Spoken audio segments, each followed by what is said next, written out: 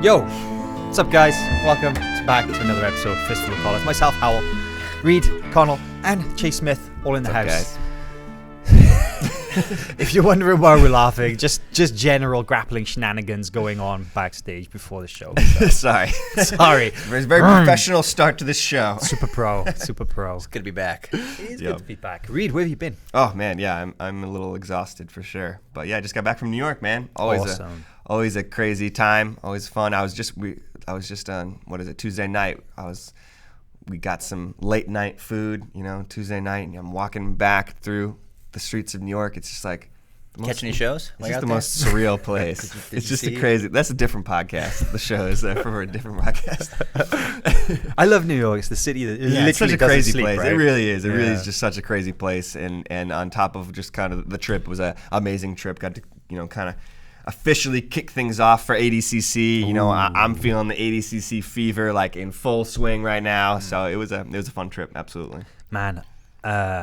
I love New York. I really do. Yeah. I haven't been as much as I used to go. There's a period a couple of years ago that I was going there like 5 times a year. That's something. And it seems you're the guy who does that now, right?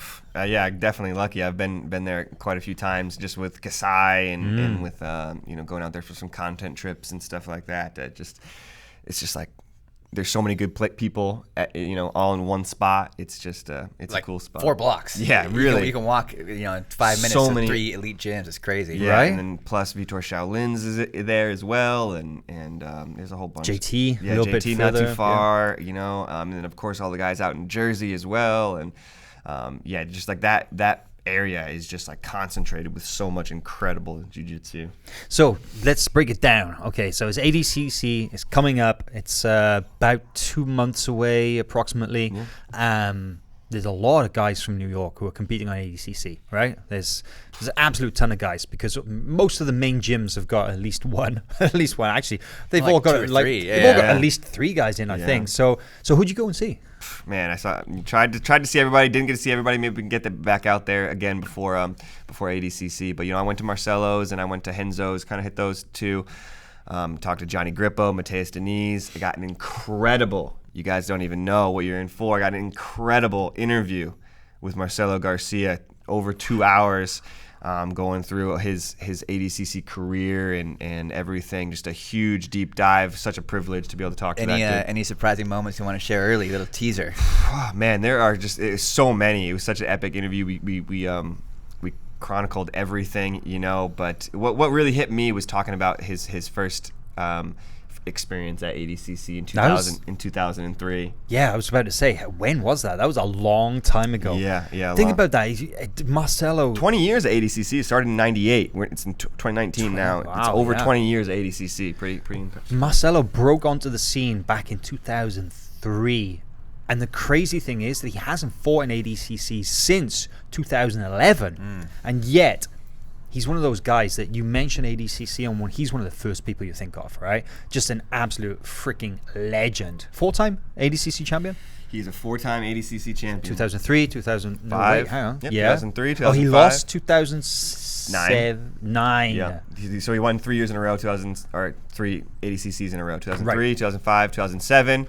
Got the silver in 2009. And then came back in 2011 for the gold. So 4-time gold medal winner, incredible. 2-time silver medal. Yeah, insane. If you guys remember, he won he got the silver medal in 2009, but he also got the silver medal in the absolute division in 2007. Marcelo. His performances are like what you show people when you're trying to demonstrate what jiu-jitsu is. Oh, yeah. Look at this smaller guy take on these beasts like Rico Rodriguez and all that stuff. Like, insane. No, so what's the... I was at the gym last night, and I was just like, I'm trying. Everybody's been there. What's the vibe like right now in those gyms? Like, can you feel the ADCC energy? Yep, it seems like things are just kicking off. Like I said, 2 months away from ADCC, so things are just starting to get cooking out there for all these big ADCC camps. It looks like, and things are the intensity at these places is ratcheting up. It's always fun to go see these guys train, especially the Nogi go hard. But as you were telling me, Marcelo's is where they were training in the gi when you were there. Yep. Of course, that's definitely a factor. They kind of train year round. Gi, no gi doesn't matter, and straight up 50-50 split, right? Yeah, and that's really big. Comes down to from Marcelo, I think, where it's just like he trains everything year round. It's all jiu-jitsu to him, and yeah. You know what I was surprised to hear? I did an interview for my Chasing Greatness series with Josh Hinger last night, and he said at Atos they'll be training in the gi pretty regularly all the way up until ADCC. And he views it as like active rest. He says no gi is much more physically demanding and taxing, especially when they're training for ADCC. Oh, yeah. And so he'll look at a gi class as a way just to kind of like refresh himself a little bit and get a sweat in. So I thought that was cool because I hadn't really considered that as an option, really. Well, there's a lot of people who train day to day in those gyms that aren't getting ready for ADCC, right? So I guess you can't make like the entire student membership all train no gi for like 3 months of the year just to get ready for one competition that comes around every 2 years, right? So, but yeah, go on, carry on. But what was it like at Marcelo's? Oh, but they did train no-gi while I was there as well, So, I got a lot of cool stuff. They'll train both in the same day, right? Yeah, both in the same day. Yeah, I think they did the 11 o'clock class gi and then the noon class no-gi. So, yeah, they really switch back and forth all the time. I remember when I was at Marcelo's, it was like an hour class, but man, they packed it in. It looked so grueling. I was really impressed. Yeah, every minute, because like they have so many classes at Marcelo's. It seems like they have class like every hour. Yeah, so there's no hanging around, right? Yeah, they pack every minute with like the warm up, 2-3 minutes, and then straight to the technique, and then so like you get your money's worth for that hour. You know what I noticed as well about most of the gyms in New York, but especially Marcelo's, it's a very New York thing that people literally run into the gym like 2 minutes before the class, like just get changed, like their clothes are off and their rash guards on, they're straight on the mat. But then the moment that the class is over, there's no hanging around. There's no like sitting around chatting, and a few of the guys, like obviously like Gianni and a few of the pros and stuff, they'll be like getting in extra rounds and drilling techniques and stuff.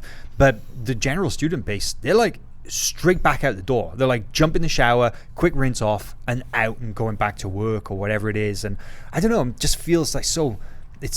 Those guys, they treat it really seriously. It's very business-like, right? It's very New York-like. Very New York, yeah. And that's not to say that the business-like as in they're not friendly and stuff. They absolutely are. But it's just a very different vibe when, people show up kind of like 15, 20 minutes before a session or midway through the warm-up, and then everybody's lying around on the mat chatting afterwards and stuff. I think it says a lot that none of the gyms I've been to in New York have any chairs. Like, it's just mats. Huh. There's no, I mean, Marcelo's has that windowsill you can kind of sit on, I guess, but and then there's the one chair at Renzo's, but that's reserved for Rob. Oh yeah, Black Rob. He's the mayor of Renzo Gracie. He's always there. It's the one chair at Renzo's. It belongs to Rob. Yeah, everyone's in and out. And it's cool for me because I've only been to New York twice now, and once was kind of by accident, but when I was walking around after training, I ran into Gary Tone at Starbucks, and I ran into Craig Jones when I was walking back from Central Park. Like, they're just milling about, waiting to go back to training. It's such a unique scene because there's millions of people in New York, but there I am bumping into a bunch of guys just in that little radius. There's nothing like New York. If you've never been out to New York to train, it's a privilege. It's a cool spot because you can go for a week and train with all these different world champions, all these different ADCZ champions. So. Well, before we go in too much about like what we did on this or what you did on the last couple of days, roll it back. Can you remember the first time you went to visit New York to train jiu-jitsu or to get experience in jiu-jitsu? For me, it was the first time we did Road to World. So I went earlier for ADCC. I was at Nogi Pans right after that, but I didn't see any gyms, so it doesn't really count. But just I went to in Road and to out World for the event. Exactly. Yeah. But Reid and I went out for Road to Worlds in 2017, or was that 18? It might have been 18. Couldn't tell you. I think it was 18. No, yeah, 2018. 2018, and we hit Unity and Essential, and that's right, because you did the famous video that everybody remembers, right, with the shower scene in Unity. And I don't know. The gyms themselves felt very similar. It was packed with elite guys and tough training, but just walking outside and being in New York was just such a crazy feeling to me. Yeah, it is, definitely. But that's what stood out, was like you walk out and you're in this metropolis, this megalopolis, if you will, and there's so much to do, and yet all these people just choose to do jiu-jitsu. It's awesome.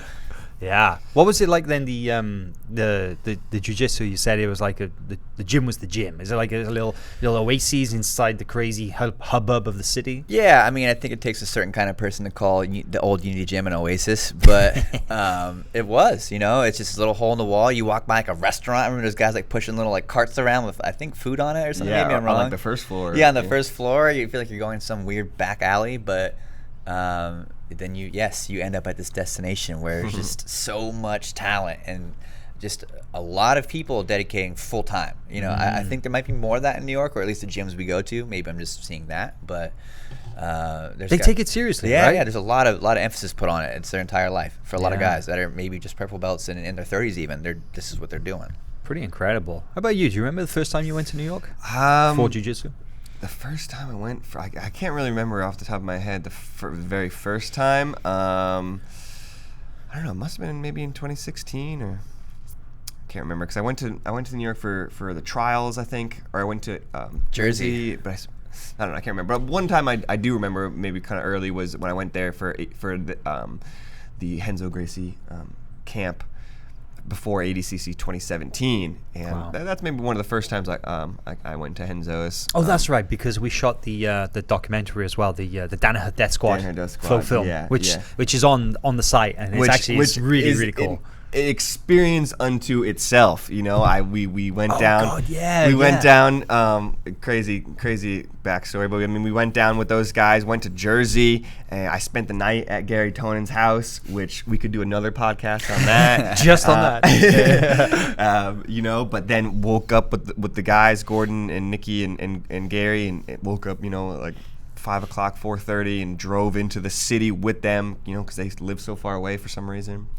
Well, they used to. Yeah, they used to. I mean, I think Nikki still does, right? Nikki and Gary still. Yeah. Live out in Brunswick. Gordon's in the city now, but so you got a taste of what it was to do their commute or their daily routine. Yeah, Ethan, Oliver, all those guys. I'm pretty sure a lot of those guys still do this. And Nick Rodriguez, he even lives further away now. He's all the way down South Jersey, right? Yeah. Training with Jay Regalputo and all those dudes. Yeah, South Jersey BJJ. That's right.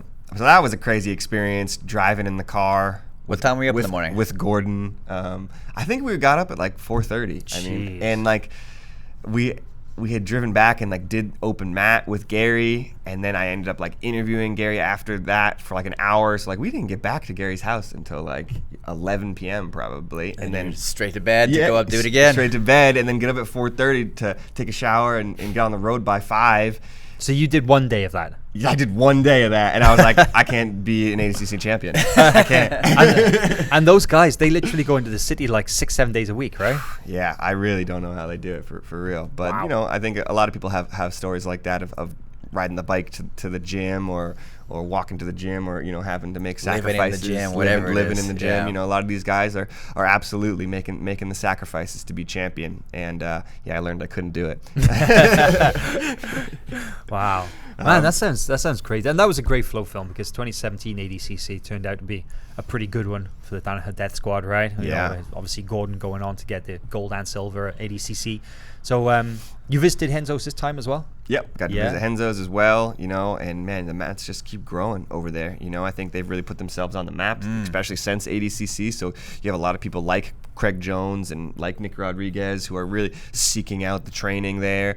And I think everybody's going there. A lot of people, you saw Roberto going there and Keenan visiting there. I've got a question for you actually, because doesn't really matter whenever I went to Renzo's. The classes were always packed. Especially John's classes were the ones that I would usually go and attend because the big names kind of train in that. But it didn't matter. The class was always 60 people, whether it was 8 a.m. or whether it was 12 noon or whatever. But have you noticed any difference over the last couple of years with the increased kind of profile of the squad? Are there more people in general training in those classes, or I mean, you're right. I've always been to Renzo's and it's always been packed. Right.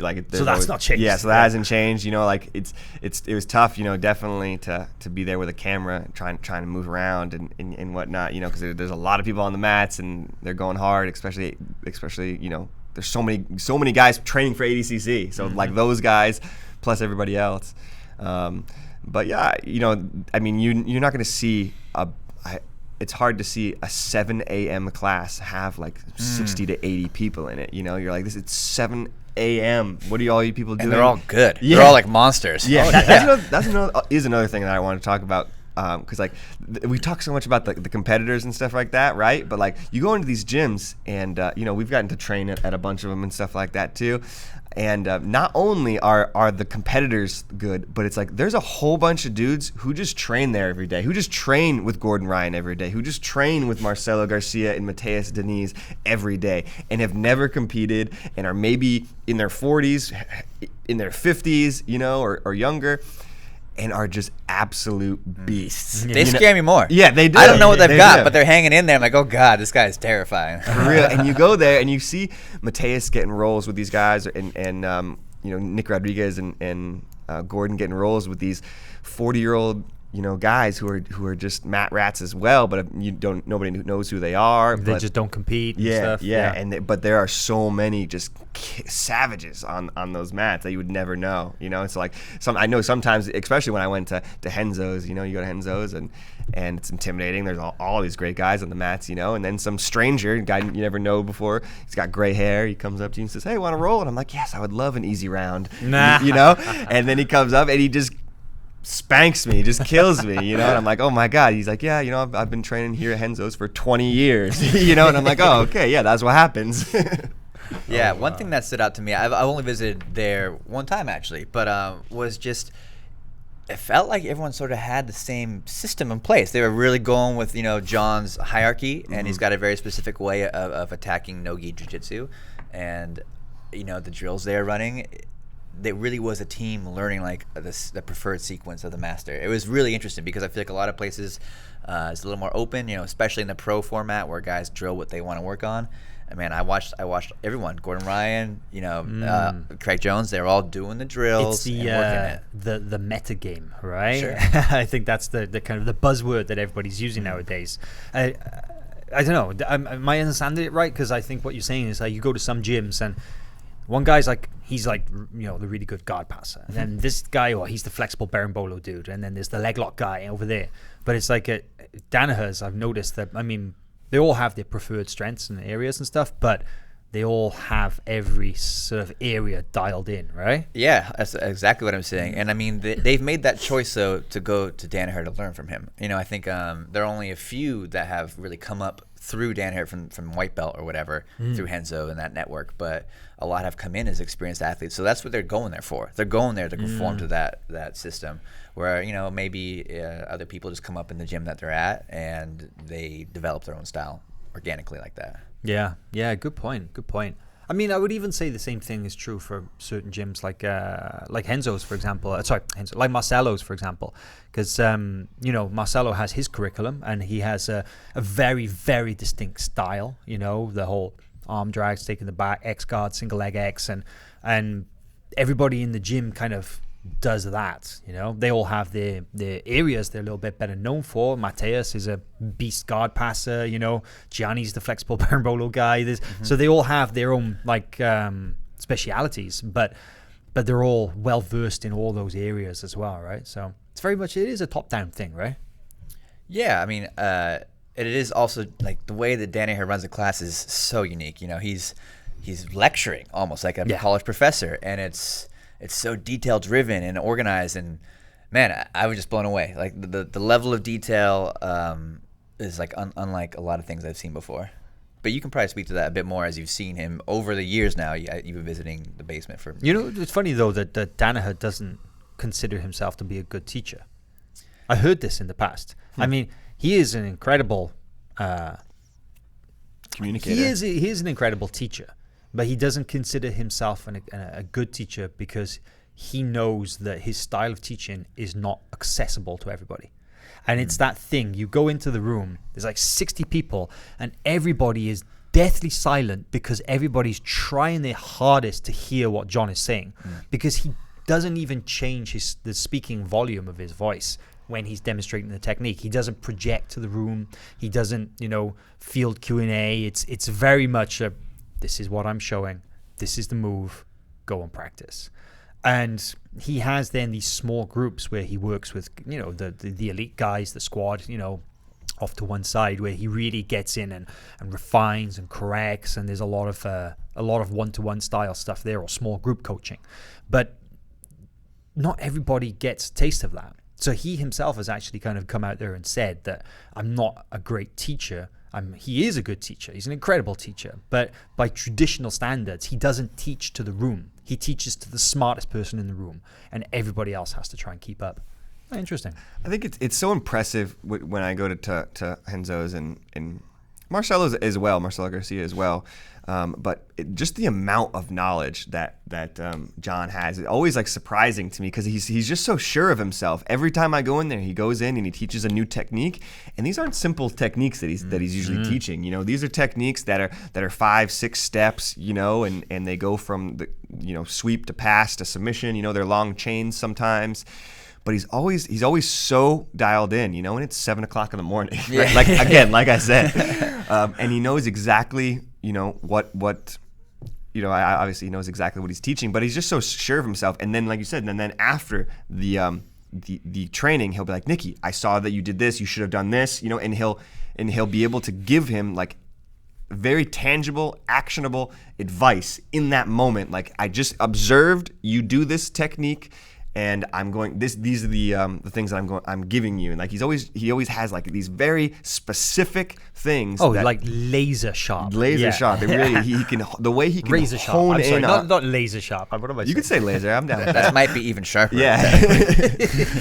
But just the way he's able to hone in on these intricacies and details of the techniques is so impressive. And I think that's something that it impresses me definitely about Marcelo too, and guys like Lucas Lepri, the way they're so detail oriented. But I mean, it is definitely those guys are sort of coming at it with a disadvantage because English is not their native language, right? Yeah, exactly. And John is just such an incredible communicator, Just there's such a clarity in the way that he speaks. There's no fluff. There's no fumbles. His thought process just so ordered and just incredibly focused and direct. It's, I don't have that ability to speak like that in English a lot of the time. So imagine you're trying to do it in a second language. It must be really, really tough. Very, very true. But, it's not to say that the information that you're getting from those top teachers, like guys like Marcelo or Murilo or any of the other top coaches in New York, is any less, because obviously they all have something really, incredible to offer as well, right? Mm-hmm.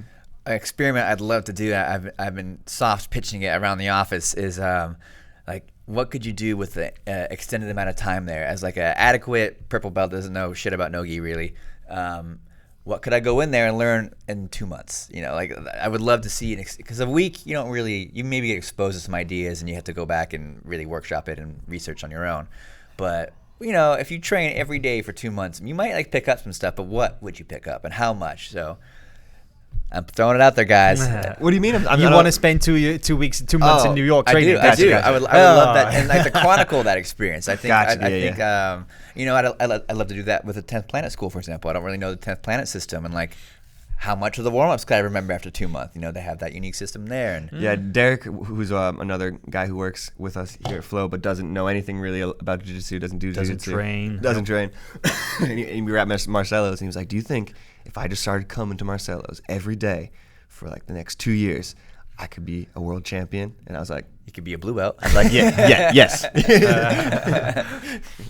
Yeah, it's easier said than done. Maybe Yeah. a little I'm just trying to get him in the difficult door. than that, but- Yeah. Come on, give it a go. Yeah.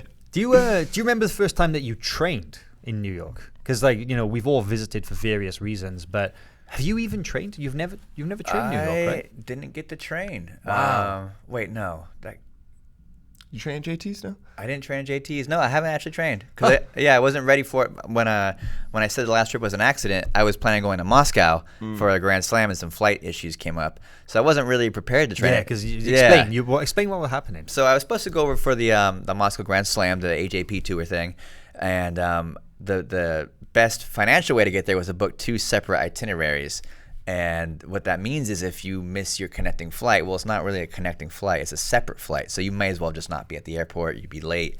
And they weren't going to what happened was I was delayed coming out of Austin, Texas, going to New York. That's where my connecting flight was, or separate flight. So I get there and I'm late, and they're not going to rebook me for anything less than $2,000. And I said, Yikes. well, I guess I'm spending the weekend I'm in New York for the weekend, which isn't bad. If you're going to be stuck in a place, New York is a wonderful place to be stuck. hanging out. So that's when I visited Henzo's. But you didn't have your Marcelo. stuff with you to train, huh? Exactly. Yeah. So I wasn't really ready to train, and it was like the weekend, and there was a Bellator fight that night, so guys weren't training on a Friday night. But I didn't mind. I hung out in New York for a while because I hadn't really seen the city either. So. It's never a bad day. But yeah, I haven't been able to actually train in New York. How about you've trained a bunch in New York, right? I've been very lucky. Gotten to train at Henzo's, gotten to train at Marcelo's, Unity, Shaolin's. Oh wow. I've kind of trained at a lot of them. I've been very, very lucky. Yeah, the time I got to train at Henzo's, man, it was incredible. Got to roll with Gordon and Nikki and Ethan. And a bunch of those older guys who messed me up. Rode Jake Shields too, who choked me out a bunch. But yeah, one of the more memorable times for sure. Maybe is kind of a good story is the rolling at Unity, and I think it's one of your favorite trips that I've ever done. It is. I filmed all that. Oh man, just the training at Unity was like their competition class. I think we did like 8 rounds of drilling. It was like 4 rounds of takedowns and then 4 rounds of on the mat technique. Just straight 8 rounds of drilling straight through. And then I think after that, then it was just 8 rounds of rolling. I think the rounds were 8 minutes. And so it's a lot of mat time. Yeah. So I was dead. I was dead.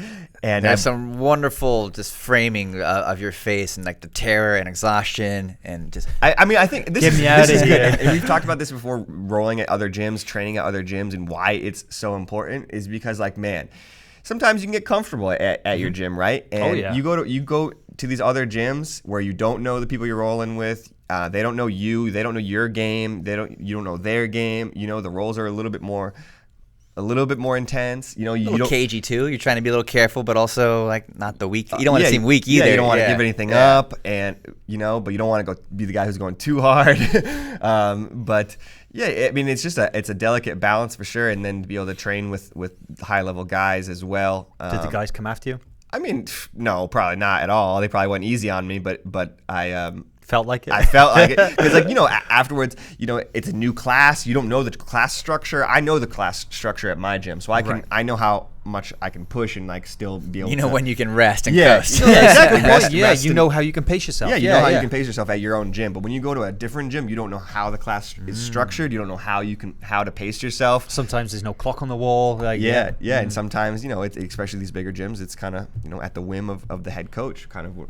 Actually, it's been fun. Johnny Tama, a great athlete, is visiting instructor right now at our academy, and he's really changed things up because he's a guest instructor. He's running the show, and he has a totally different way of doing things. There has been a lot less resting, for example, and there's been more hard drilling, and it's catching some people off guard because not everyone gets to travel. We're really lucky; we get to travel all the time, and usually that involves some kind of training.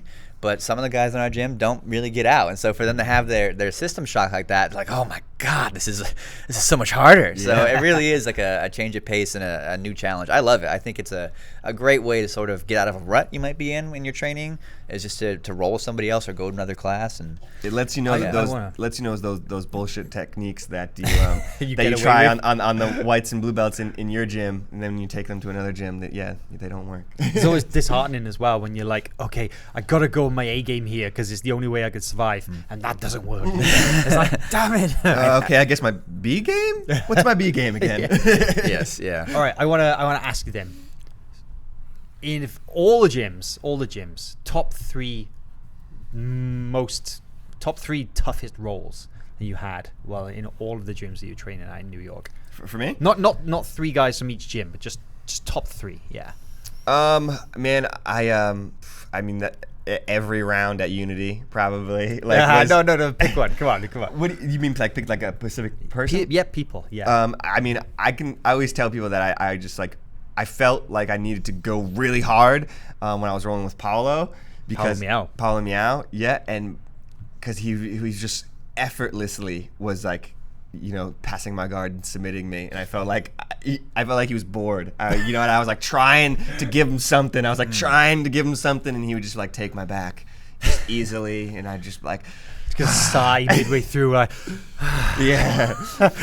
And then I'm sort of a I don't know. I puke a lot sometimes. Like I have done that. I do that quite a bit. So I did that, and then I just love the revelation midway through the show that I puke a lot. I actually didn't know that. I've seen it like once, but you must be a secret puker. I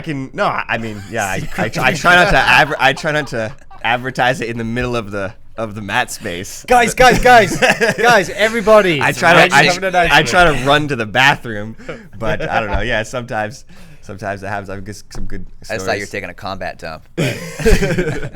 So what is that? What is the? Well, I was just gonna say that I like ran to the Unity bathroom and I was like, dead. I thought I was gonna puke and everything like that, and then I ran back out, and then Murilo called me over.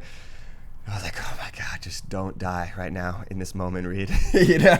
What did he say to you? This is legendary. Then you know, I think he saw that like I was probably like pale white and I was like dying, and he was like, don't worry. He's like, you're gonna be all right. And I was like, okay. I'm gonna try to give you everything I have, Murilo, you know. And he was like, don't worry, you know, if you need to go out and just go in the back, puke, grab a drink of water, and just come back. We'll keep rolling. Don't worry. Like, really didn't give me any outs or excuses. You know, it was just like, yeah, you're still training. Yeah. If you gotta puke, go for it. Then just come right back, and I'll armbar you. And don't take too long, though. Like, come back. Yeah, because like you're my training partner.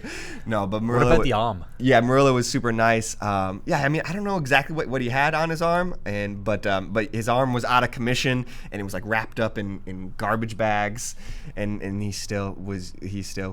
He told you to go 100%, right? Yeah. Then he told me don't worry about it. You know, he was like go for it. You come over me. He's like, you know, don't hold back at all. And I was like, but he's basically rolling with one arm wrapped in a black trash bag, and not using that arm. Not using that arm at all. But he told me that I could attack it. He told me that like don't worry. Like he was letting me know that there's, you know, no excuses here. You gotta. So I was like down with it. But Murilo's always the guy to invite people out to roll, right? Like I remember we've been there when we were there for the Road to Worlds. Like, put the pants on, like, let's go. I have a gi for you. Yeah.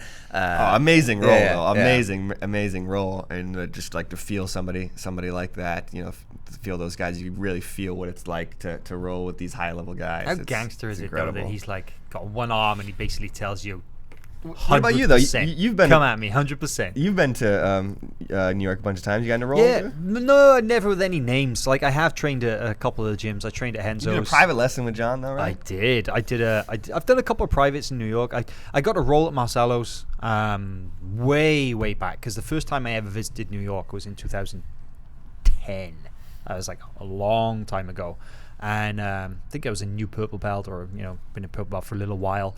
And I basically went to New York to train for a week. And I went to Marcelo's like twice a day, every day for like 5 days. Nice. It was freaking incredible. But that was like way back. And he didn't have any of the names that he has there now, you know. Mateus, you know, Marcus Holder. None of those guys were there. This is way back. But the last times that I've trained in New York, it's just worked out that I've trained at Renzo's. And I did John's class, but I didn't train with any I didn't with you. I didn't roll with Gary or Gordon or those guys. You know, I was rolling with the old dudes over in the corner who also were really tough. Like you're saying, it's like they are super tough. Yeah, and a couple of them were kind of coming over to me as well, and it was like, let's go next. And I was like, oh god, you know, anytime it's that thing, isn't it? A visitor the look comes in their over. eye, yes. Yeah, they're like, fresh meat. But I only rolled gi at Renzo's as well. It was a lot of fun. But yeah, I was really lucky because I got to do a couple of private lessons, and I did one private lesson with John Danaher, and I did a private lesson with Paul Schreiner. And Paul is at Marcelo's too. Yeah, he's there. Man, so this is the crazy thing. I don't think a lot of people really appreciate who Paul is and how freaking good he is either, because Paul is like a little bit of I got to roll with Paul actually. Did you? Yeah, I did get to roll with Paul. Not this time, but the last time. Yeah. Right? Oh yeah. So tough. But it's like, just to explain who he is, because I think a lot of people are like not even familiar with his name, because he's very low key guy. He's basically number 2 to Marcelo in the gym, right? He teaches like every day, and it's crazy because he's not even a black belt from Marcelo. He's like God, I can't even remember who he got his black belt off. But Paul is like an old school American jiu-jitsu guy. He's from San Jose. He's from Santa Cruz. Isn't he a Claudia Franca black belt maybe? I think so. Yeah, he's from Santa Cruz, California. He spent a bunch of time living in Brazil, training with so many different people. He trained with the Gracie Barra guys and Gordo and all those dudes. He trained with Alliance and Fabio Gurgel. He trained with all these different people, just constantly bouncing around. And got his black belt years and years. He's probably like a 3rd or 4th degree black belt now, I guess, but really high up there. And I just think it's amazing because, you know, he was basically hired and became like the number 2 instructor at Marcelo's gym. That's an incredible responsibility, right? You know, an incredible trust from Marcelo to bring somebody in and to do that. But I think speaks volumes as to just how good Paul is, right? And he is freaking incredible instructor, really, really good. And he has a killer half guard game. So like, that's what we did in that particular lesson, because I was like, Paul, I know you're really good at a lot of stuff, but I know you got a killer like old school half guard game, but you got some really nice tricks, and we looked at some really nice details. And man, one of my favorite things about the private with Paul is that, you know, I've done classes with him and he's a great instructor, but he's teaching to the room. But when you're one-on-one, he's like teaching me this kind of like, you know, this counter to this little defense and this, that, and the other. And he's like, I know this works because it's the only thing that works on Lucas Lepri when he's passing my guard. It's the only thing that works. And I'm like, I'm like, okay, that's money. Yeah. Battle tested, right? Yeah, Paul gave me some, we rolled and he submitted me 40 times with this north-south choke. So I asked him afterwards about this north-south choke. He gave me some really good details about finishing that choke. All those guys love that choke. Are really good at it. It's one of the things in Marcelo's that everybody does really well. But man, I don't know what it is. I just don't know what I'm missing. I cannot get that freaking I've never choke. figured it out either. It's a difficult choke to finish. It is, yeah, right? It is. But they seem to have really a lot of success finishing it. I do also need a full lesson from Paul or one of those just guys. Just like a 1 hour super focus session on it. Yeah, yeah. Well, I remember you were saying that maybe it was Mateus Lutz said he liked the choke because of the control. You know, it's really hard to just get out of that position even if you can't finish. What was it he said, that there's no defense? This is what Paul was telling me, actually. Paul, this is what Paul was saying to me, or Paul or Marcelo, I forget. But yeah, they were saying that they think it's like a more dangerous choke or a more powerful choke than the rear naked choke, because like, you know, there's clear ways to defend the rear naked choke or rear naked strangle. I'm sorry, excuse me. And you've been to Renzo's recently. But there's no real easy way, or there's no real avenue to defend the north-south choke. So they like it even better. It's true, because, you know, think about it. I've know this has happened to me, and I've even got out sometimes like this, but like a fully locked on rear naked choke. Some just tough guys, or a guy with like no neck, they just reach up, just grab your hands, and they just peel it off, and they just get out. You see it all the time in MMA, like those guys just like grit it out. They got the glove grip and stuff.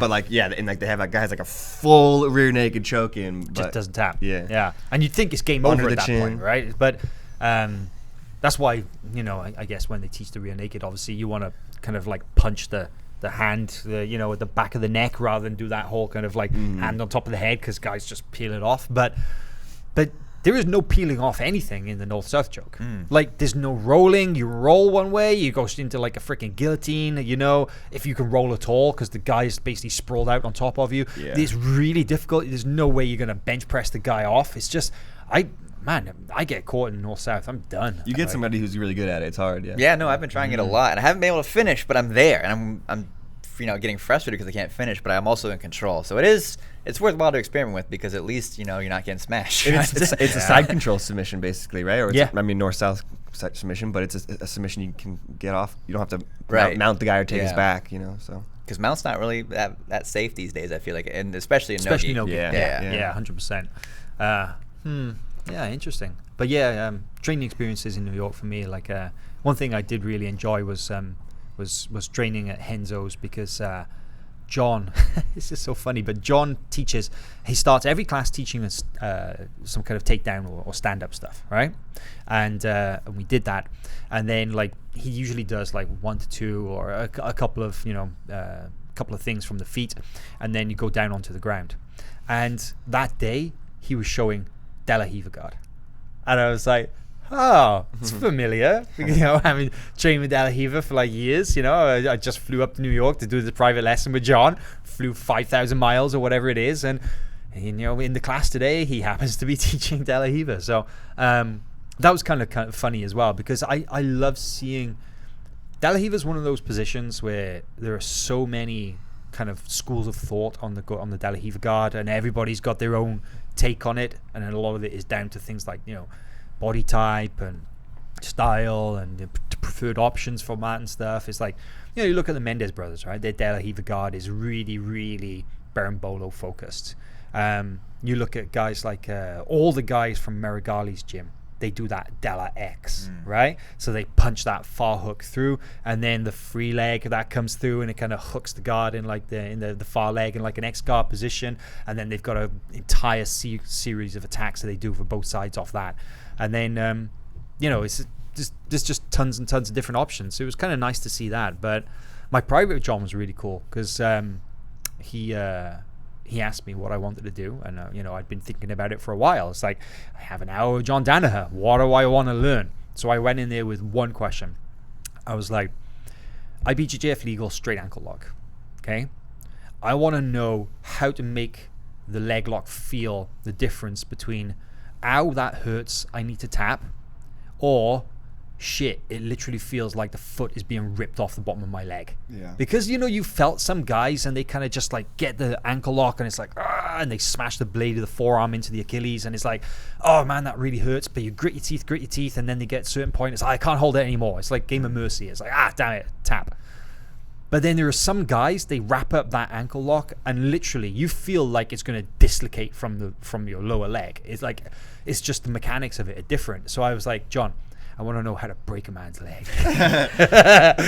You know, what a nice thought. Yeah. Best thing is like, you know, I was sat there, and John was, I think he was still having, like, during that period when he was getting his surgery and his hip replacement and stuff, it was around that time. But he had Matthew Tesla was the kind of the demo partner working with me on it and stuff.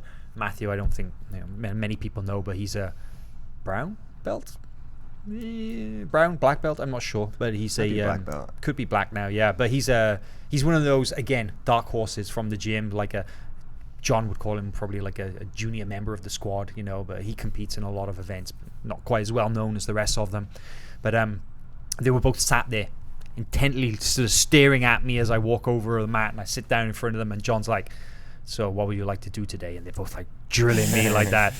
And I was like, I told him like ankle lock, and there was just like zero hesitation. There wasn't even like a moment. Let me think. No, nothing. There wasn't even a moment of, well, okay, I guess we could do it. It was just like the words Let's were out begin. of my mouth. Exactly. The words were almost like halfway out of my mouth, and he's like, good, now. And just like bring me into the position. And oh my God, you know, there are stories as well about John that he is not a very, what is the word I'm looking for?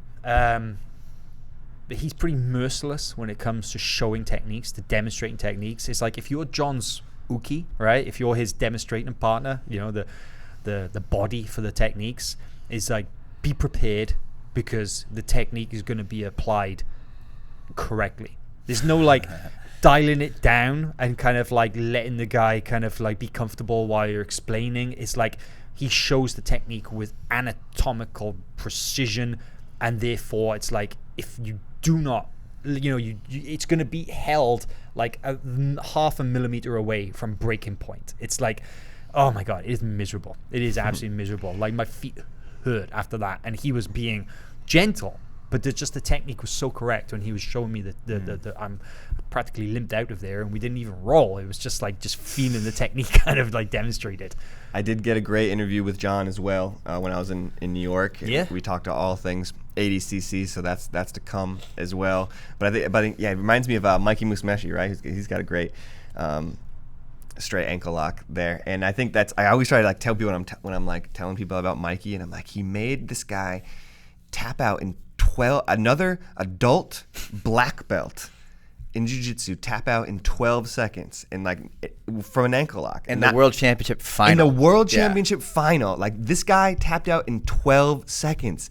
He made another adult black belt having 12 seconds. I'm like trying to not because his ankle hurt. It was like he didn't make him tap out because his ankle hurt. He made him tap out because in 12 seconds in 13 seconds his leg was going to break. Yeah, like, that's why he tapped out. Destroyed it. Yeah, because like he felt like his leg was going to break. That's a different type of pressure than tapping because it hurts your ankle or it hurts your calf or whatever. Yeah, literally scary. And it's not the first time Mikey's done those super fast ankle lock submissions. I think it was Pan's 2017.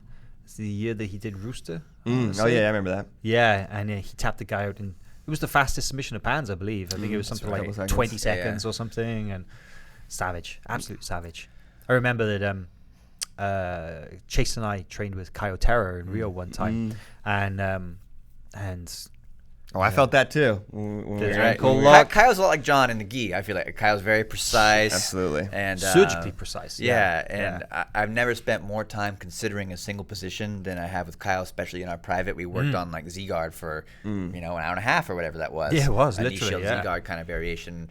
And he won't accept anything less than like 100% perfect. But what's amazing is that you feel it. So when he does it to you, you're like, yeah, that works. That works really, really well because this is killing me just to be in your guard. There was so much pressure on my thigh right above the knee. It's with the hip clamp thing, yeah, the right? hip clamp. Man, I've literally I've trained with other people since. I've rolled with other people who do the hip clamp, and nothing even came close to the pressure I felt. I literally felt like my hip was gonna pop out. Wow. It hurt. It hurt to be in his guard. Yeah, and it was really no way to get out of it either. I mean, it was a clamp. And so, half guard.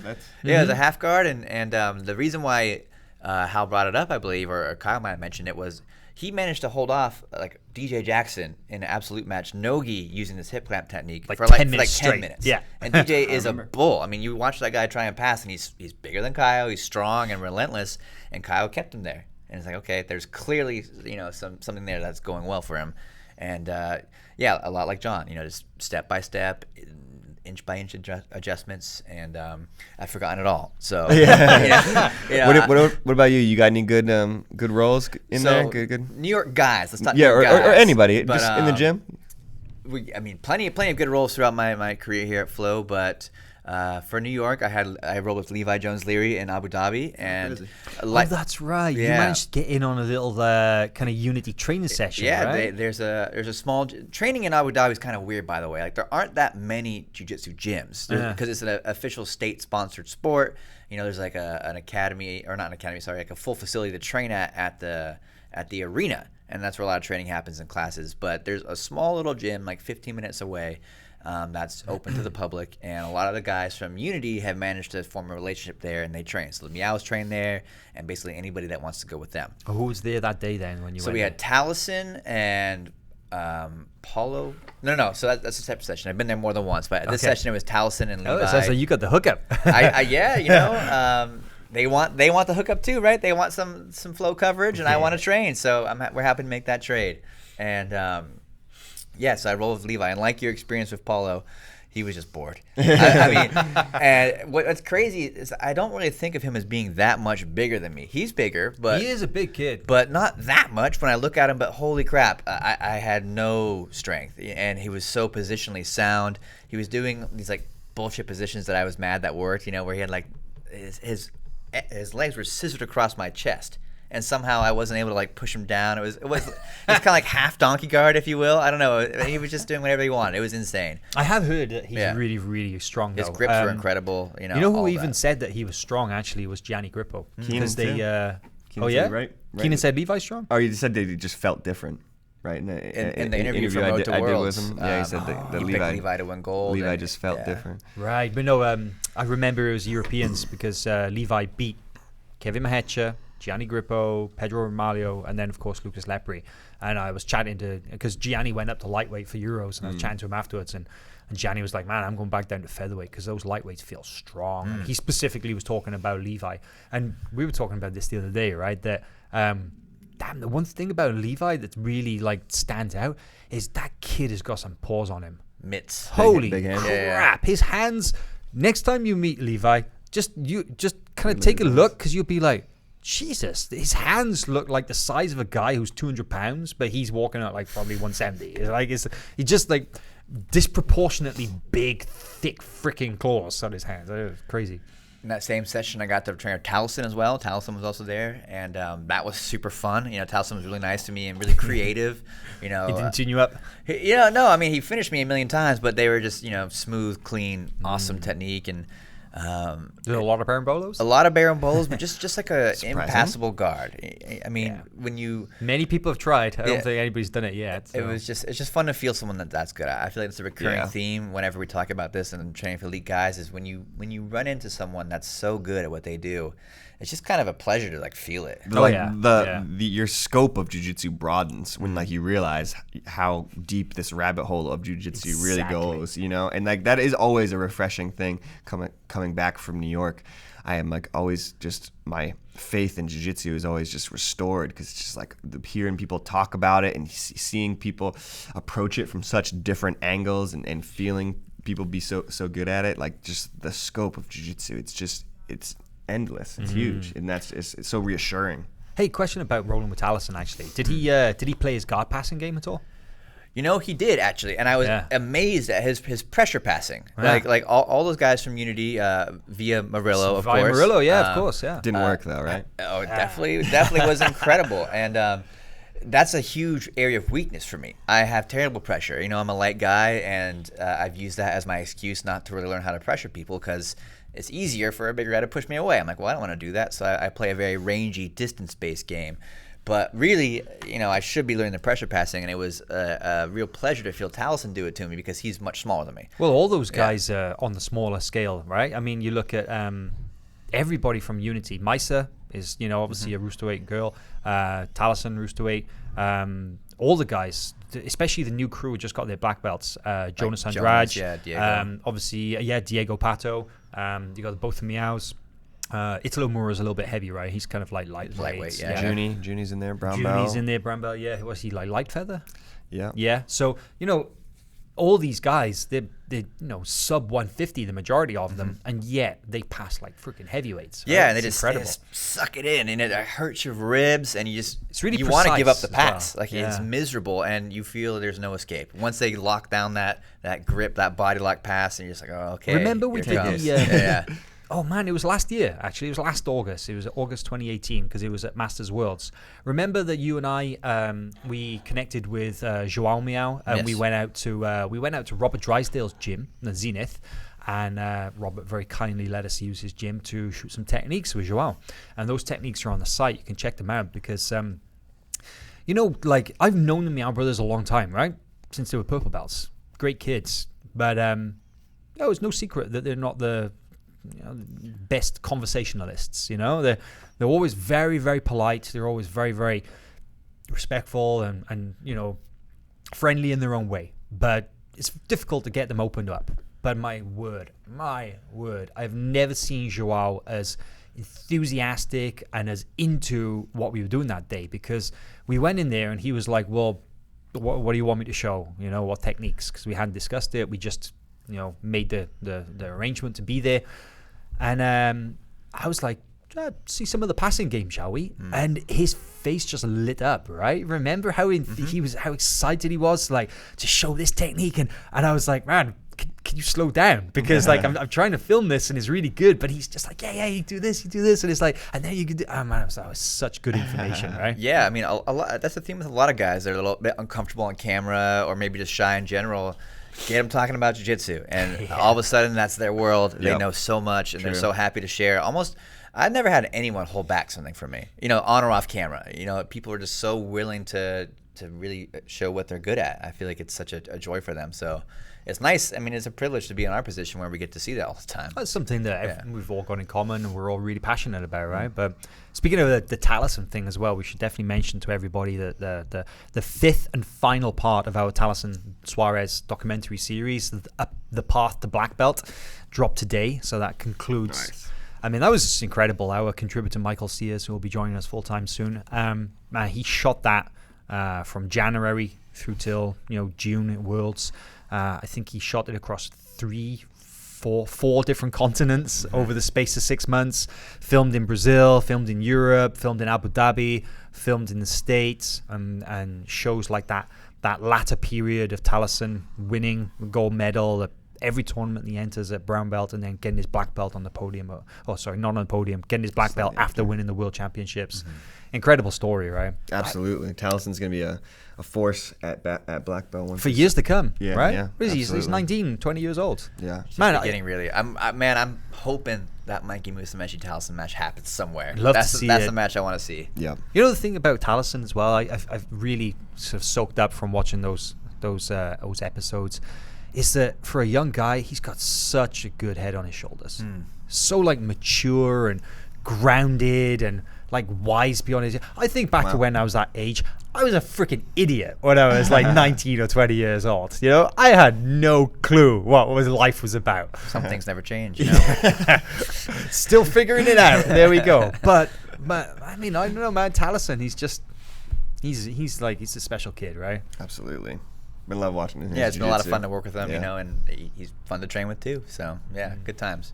Hey, just checking the comments on the live stream actually, and there's a good one here of Jordan Butler just reminded me that remember Bird Wiltsey? As for those who don't know, Andrew Wiltsey has he's from Pedigo Submission Fighting, and they're in Mount Vernon, Illinois, the American Jiu-Jitsu crew, and Bird Wiltsey is his younger brother, and he hit a 7-second ankle lock last year at Worlds. I remember that. Crazy. So Blue belt. fast. I remember that. Yeah. He's like literally the referee said go, and he like sprinted out into the middle of the mat, double guard pull, bang. It was just so cool. There's Quick nothing one. more horrifying than a guy that's like running at you and wants an ankle lock and gets there in a few seconds. You're like, oh no, this That's is the bad. worst. This is really Yeah, bad for yeah. me. Yeah, man. Doesn't go well.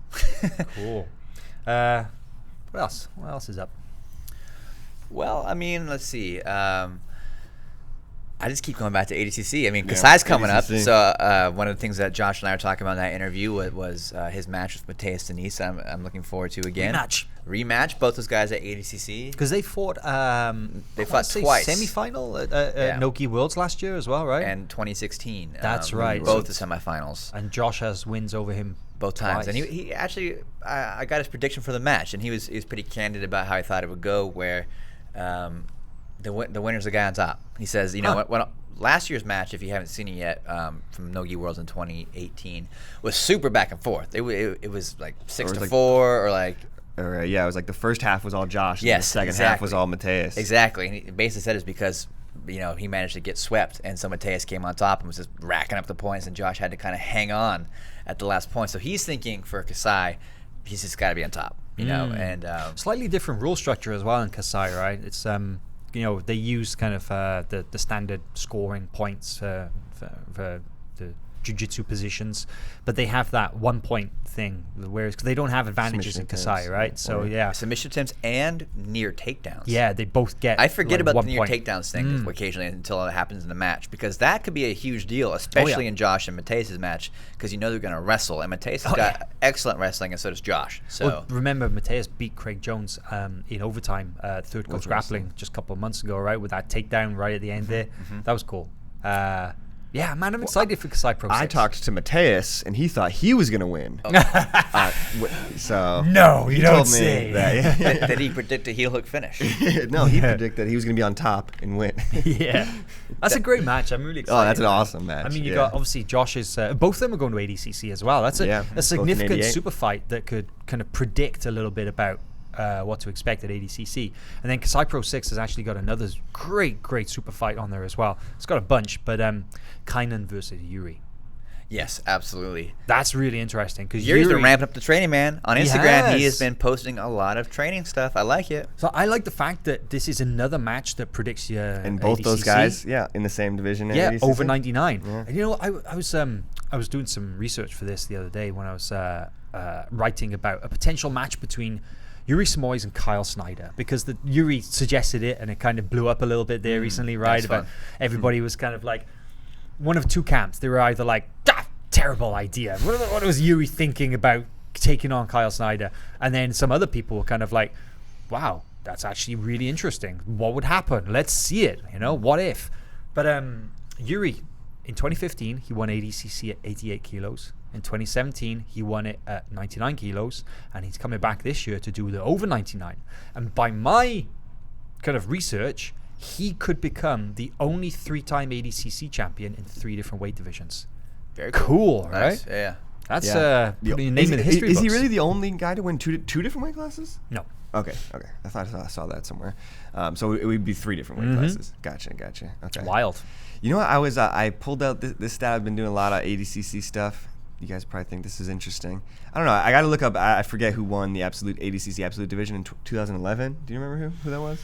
Anybody? 2011. It was 2011 Braulio? was in UK. No, it was Galvao. I was gonna say it's Andre's first one. Because that's when right. he qualified to Did he go double fight gold? Braulio. Did he double gold Yes. at that time? In 2011, it was UK. He beat Palhares in the final of the weight division. I forget who his opponent was in the absolute, but then he went and he fought Braulio in 2013 in China in the super fight. Gotcha. This kind of messes up. That kind of messes up my statistic. But I was thinking of like all these guys who win the absolute division. Right? It's like 2017, Felipe Pena wins the absolute division, loses in his weight class. 2015, Claudio Calasanz loses in his weight class, wins the absolute division. Yeah. 2013. Who is Cyborg. it? Cyborg loses in his weight class And comes wins the back absolute. and wins the absolute. Oh my God. Robert Drysdale in 2005. Yeah. Robert Drysdale something like that. 2005. 2007. 2007. Sorry. 2007 loses in his weight class, wins the absolute. Wow. It's like if you want to win the absolute, I feel like you gotta gotta lose your weight class. Like, You know, I'm not sure. I'm not certain, but there is a potential explanation for that. Could be if you lose in your weight class, you get a bigger rest, because if you win gold in your weight class, there's a potential you could have a 40-minute match in the weight class final. like Felipe had a 40-minute match in his weight class final against. True, he took silver and gold, right? But I'm just saying that it could be if you went out a little bit earlier, like in a semi or something. So Yeah. But hey, you know, guys, actually, I'm not sure if you've noticed, but we have a very special ADCC legend in our comments right now. Oh no, I haven't seen it. Shanji Hibero. What's up, Shanji? Nice. Checking in, watching. I wonder where in the globe he is right now. Right. He's Could be actually, anywhere. I believe, Shanji, you'll probably confirm, but I believe he's in Brazil recovering Okay. from his wrist surgery. Oh, that's So right. this is the first Yes. ADCC in a while where Shanji is unable to compete, and it's a shame because for those who don't know, Shanji actually has the record as the competitor with the most number of ADCC matches. Wasn't it? It's like something crazy. 36 or How many? 35 or so. 35? It's like it's over 30. He was He's gonna like go for 40, right? I remember that when he was still ready to compete. That was the thing. He's got to have the most arm bars too in ADCC history. I bet he has the most arm bars. and he's saying ADCC will be great. I do not disagree. I think Oh my ADCC is gosh! going to be Cannot wait. incredible. Cannot wait. And We he's have people also- in our gym going. I've been hearing little stories from all over the U.S. of people buying tickets, buying Yeah. flights, going out to watch. When I went out to Providence, where I'm from, guys were telling me that they're gonna buy tickets and head out all the way out. It's going to So be it's like- such a scene. I love it. I cannot wait. Yeah, I did see something the other day actually that the tickets are actually selling out pretty fast. So if Sweet. you haven't got them and you want to go, I would get on that pretty quick. So yeah, that's it's going to be freaking incredible. Yep. A couple of big fight to win super fights coming up as well. We've got major implications. I'm looking for forward to ADCC Wagner as JT. well, right? That's this Wagner weekend. JT, are you kidding? Wagner JT's this weekend, and That could be an ADCC final Huge right there. match, well, right? look, ADCC gold medalist versus ADCC bronze medalist from 2017.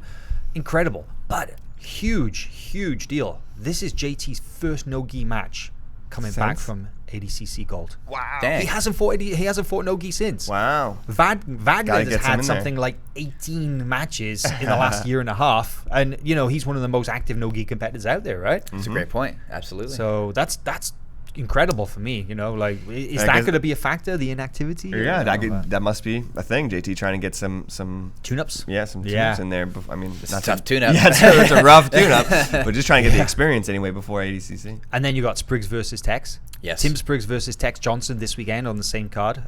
That's another huge one. I've actually heard that they're going to end up in the same weight class, because Spriggs won trials, East Coast trials, at under 99, and Tex won over 99. But the rumor is that Tex is going to drop down to under 99. I'm not sure if that's confirmed. I mean, it's very much up in the air. But There's been some movement just today on that, right? Yeah. I read on Mo's Instagram that Dylan is moving up to 99, and we're having the debut of Dante Leon. love it. I'm Canadian. super Love pumped it. on that. Dante's coming in at 77, right? Yes. So now there's That is two. so good. There's 2 Canadians at ADCC. Him and ADCC. Ethan.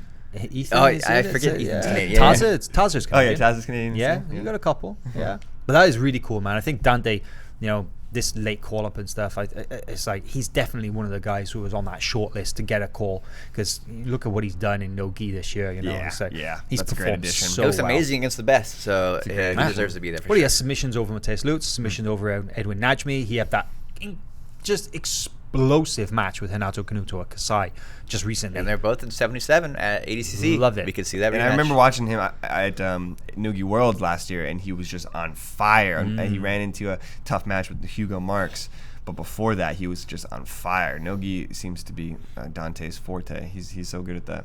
Yeah, and then what was the other one? It's that's right. The following weekend, so not this weekend, but the following weekend, August 3rd, I want to say, we got Edwin.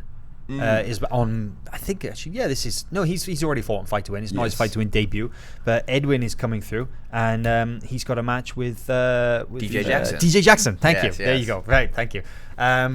That's a crazy match. That is a great match. one. That's another good one, and again, kind of sets up ADCC because DJ's in 77. He is, and that's gonna be Wow. a tough weight so for is DJ to Edwin. make. DJ usually fights above that, I feel like. DJ's weight goes up and down Fluctuates, it a seems. lot, and I remember him telling me this once, because he was fighting at some ridiculous like heavyweight, like 200 pounds or something, and I was like, DJ, what are you doing, man? And he's like, I know, and he's like, but it doesn't matter what weight class I sign up for, I still have to cut weight for it. Yeah. We have a guy who works here now, David, who we work with, who was on the wrestling team with DJ. Oh, okay, Yeah, yeah. No I remember way. hearing about in that. Iowa? No, Iowa. It was Iowa, right? Was it? No, I don't think so. Not Iowa, the Iowa, but he was somewhere in Iowa. Somewhere in there? I forget. But yeah, he's got some funny stories about DJ. Should ask him. From the wrestling days. Yeah. Should bring him in on the show. And sit him down and say, what's the real deal with DJ Jackson? Oh, here we go. Shanji has commented in. He's, 41 ADCC matches for Shanji. Actually, I think he corrected himself and said 42. What? 42. Oh, 42 matches in 7 ADCC events. Yeah. Wow. Freaking unreal. That's nice. Unreal. Wow, guys. Legend. I'm so Legend. excited. Yeah, ADCC is going to be awesome. I love the way that we got these super fights between now and then on Kasai, on Fight to Win. It's just, yeah. Don't forget about the ADCC after party either. That'll be cool. I haven't forgotten. Don't have no idea what you guys are talking about. Well, you guys are at the ADCC tearing it up on the dance floor in Finland That's exactly 2 what years ago. happened. Yeah. Some of us were doing work, sat in the hotel lobby, pounding out with stuff. We're just out there I representing couldn't the remember. I team. can't remember what I was doing that night, to tell you the truth. Sounds like a good one.